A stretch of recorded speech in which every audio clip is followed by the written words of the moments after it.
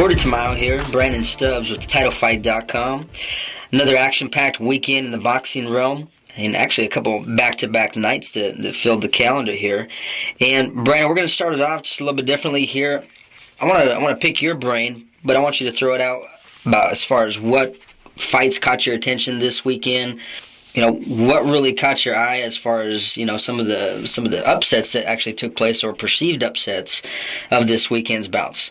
Oddly enough, I would say definitely the HBO card was quote-unquote filled with upsets, if you will. I really thought all their fights were pretty much pick-em fights, but as far as the betting lines go, they were somewhat upsets. I gotta tip my hat to them. They really put on a good card, which is something that HBO has to do, given the fact they're so limited with the fighters that they work with and the promoters they work with. So I give the overall edge this weekend to them. But I also got to say, Friday Night Fights put on a good card as well there, live from the baseball stadium in Chicago. They had the two heavyweights starting it off, and that ended it with a bang. So overall, a solid, good weekend of boxing for all the fans to enjoy. Definitely. You know, starting off with that gear right there, we were talking about Friday Night Fights, and yeah, one of the best cards that we've actually seen in quite some time here. Aside from the Moloch and Spilka bout that really was a pretty chaotic start for the evening. The main event actually produced some fireworks as well. You know, with Fonfara stepping up against the vet Campillo, that turned out to be a fight that most people weren't going to be at least perceiving that Fonfara was going to pull it off the way that he did. A little bit unfortunate for Campillo, who kind of takes a step back and, arguably takes the role of just a gatekeeper for some of these other younger cats like Fonfara that are going to be stepping up and building their own fan base. What's your overall perception or your overall grade as far as Fonfara's performance and how he's going to weather the storm against some other more top opposition in that same weight class than Campillo? Fonfara's really going to have to go in and really work on his craft. Now, does he have some of the skill sets needed? Of course, but he's going to have to become a little bit more of a defensive fighter. Not come in as reckless, because with some of the guys he's going to step up against in competition with, he's going to be exposed. So he's got to definitely kind of take a step back, and, his promoter needs to do the smart thing and don't rush him along. If there's no need to rush him, don't do it. As far as Campillo goes, it's one of those things, like you said, he's now going to be pretty much placed in that gatekeeper role. We saw what happened with Kovalev in that fight, the fight here on Friday Night Fights. So you really kind of wonder, what does he go from here? I mean, could he possibly fight for an alphabet belt down the road? Sure. But as far as him being a top-notch guy there in that division, I think those days, unfortunately for him, are now done.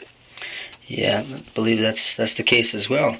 And I always go back and flashback and thinking, just what if something would have changed with the overall outcome of the Cloud bout.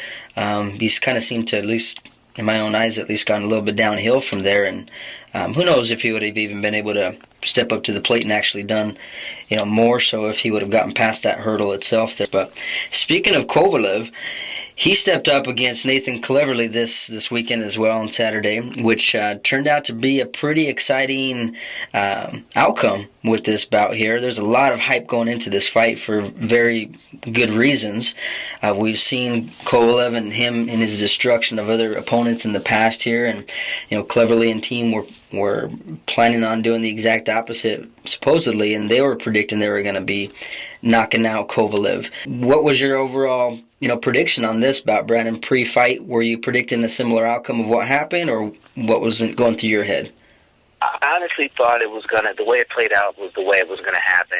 I look at a guy like Cleverly, and, nothing against our UK boxing fans, but I just didn't see it.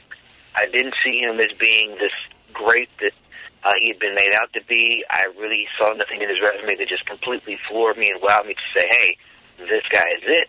Now, on the same token, you can almost kind of say the same about Kovalev. Kovalev's defense did get a little bit exposed during the fight. He took some shots he shouldn't have took. He's going to definitely have to go back and become more of a defensive fighter, but with his trainer, John David Jackson, working with him, that should be something that should be able to get fixed as time goes on. But I just kind of knew that his power was going to overwhelm Cleverly.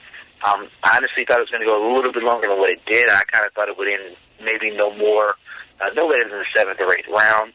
But Kovalev went in, did exactly what I thought he was going to do. Once he got that momentum, once he saw his guy was hurt, he goes in for the kill. He smells blood. He goes and executes. Definitely does. You know, the Russian KO King is a nice moniker for the guy. I mean, he does. He keeps on delivering with the guys that they put in front of him. What's next on the table for a cat like this? That's going to be interesting. You know, one thing HBO kind of started throwing the spin out there of him possibly getting the winner of the Adonis Travis Cloud fight has now been announced for later this year, that he may step in and fight the winner of that sometime in early of 2014.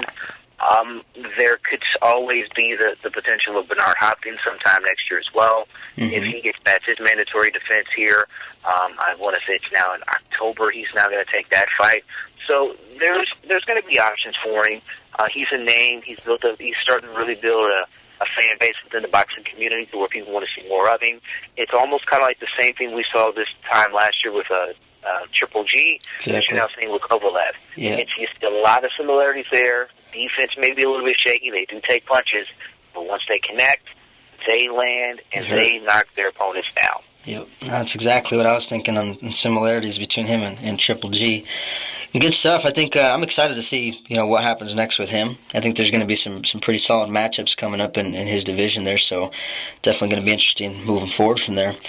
On that the same evening, we had a pretty exciting bout that was causing an uproar in the boxing community, and people were talking about this left and right online there. And Darren Barker ended up capturing the IBF middleweight title versus Daniel Geale. And a bout that was going back and forth. There's some pretty good action here. Daniel Geale now, vocally wanting a rematch out of this particular bout. What's your take on this one, Bren? Well, I think contractually wise, the rematch is going to have to happen, which, okay, that happens in boxing. But honestly, I thought Barker was in control, I'd say 8 to 9 rounds out of 12. Beyond the middle of the fight, when he took that body shot and he went down, to his credit, I honestly didn't think he was going to get back up. He got up, he continued and pushed. Really from that round, there was a round or two after that as well that he kind of seemed to try to kind of get back into it, that Geale won those rounds, but I really didn't see the fight as being the split decision that it was. Mm-hmm. I thought he should have won unanimously. I think if they have the rematch, it's going to play out exactly the same as the first one did, but possibly now with Barker winning by a wider margin. One thing that I did notice about both of these fighters that I also pointed out when I was on Twitter last night was that they lack really explosive punching power for that division. If you compare them to the three other guys in the division, Curtis Stevens, Triple G, Peter Quillen, all three of those guys have devastating knockout power. They got pop, yeah. Definitely Stevens and Triple G, a little bit more than Quillen does. So, for those two guys going forward, for Geale and Barker going forward in the division and really trying to make moves, they may not be able to really contend with those other guys due to their lack of punching power. If they had more power, that fight would have ended a lot sooner than what it did. Yeah, it's almost a little scary, I think, as well, putting one of these guys in with a guy like Golovkin or even a Quillen, on how their chin holds up with one of their punches, because they do actually carry some pretty devastating pop as well. But overall, a pretty good matchup between those two. Matchmaking was great. I mean, they did actually provide some great action for fight fans, so exciting to see what's going to happen from there going forward.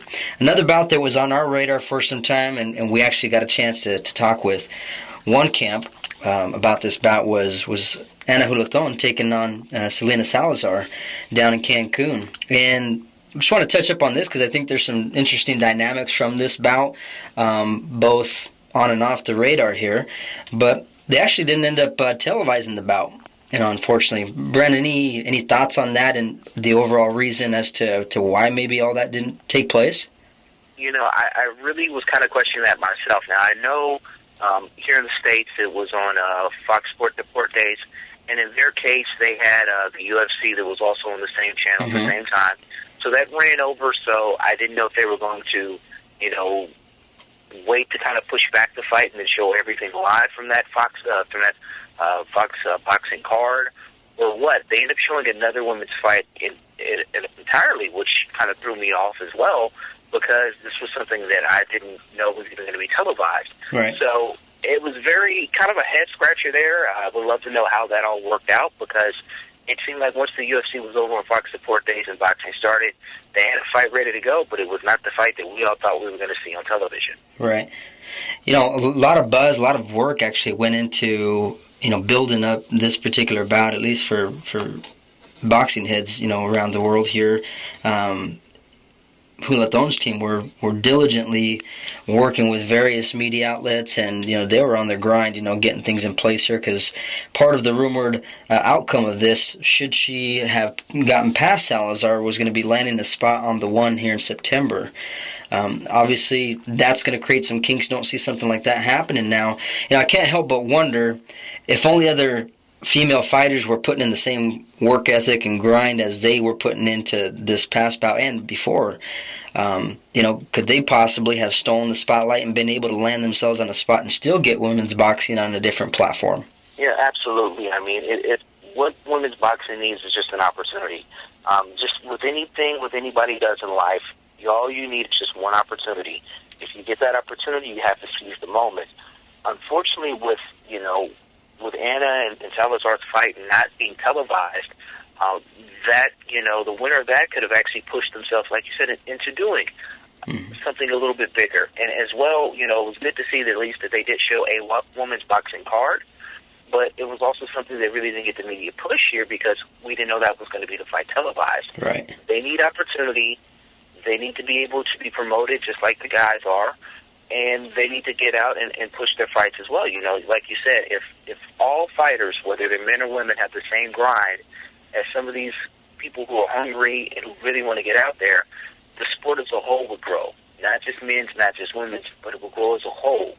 And if it grows as a whole, everybody makes money, no matter what gender you are. Right. So it comes down to that. They really need to kind of focus and grind on that. Like you said, though, in the same token, now what happens to that opportunity that could have been a spot on the one undercard or one of those fight events during that weekend now looks to be lost for women's boxing, because that was a slot that could have been there if Anna had won. Right. Yeah, that's the ironic part about it, is almost like, silently Salazar just both silenced Hulaton and an opportunity to kind of push it forward and give it that little extra nudge that it needs. Who knows what's going to happen out of that one? Just thought those are some interesting, pieces that I wanted to shed some light on, get your opinion on. But, who knows? We'll have to be reaching out to their team again and see if we can get them on the line and just kind of get their perspective on it. But, maybe all the work that they did leading up to this is going to, kind of get some people to turn their heads and get some of these other fighters, these female fighters, to, look at that grind and start to, all band together and just start pushing. Well, that's about all we have for today. I want to wrap it up and thank you all for tuning in again. Gordie, Tamayo, Brandon Stubbs for TheTitleFight.com signing off. You have a good one.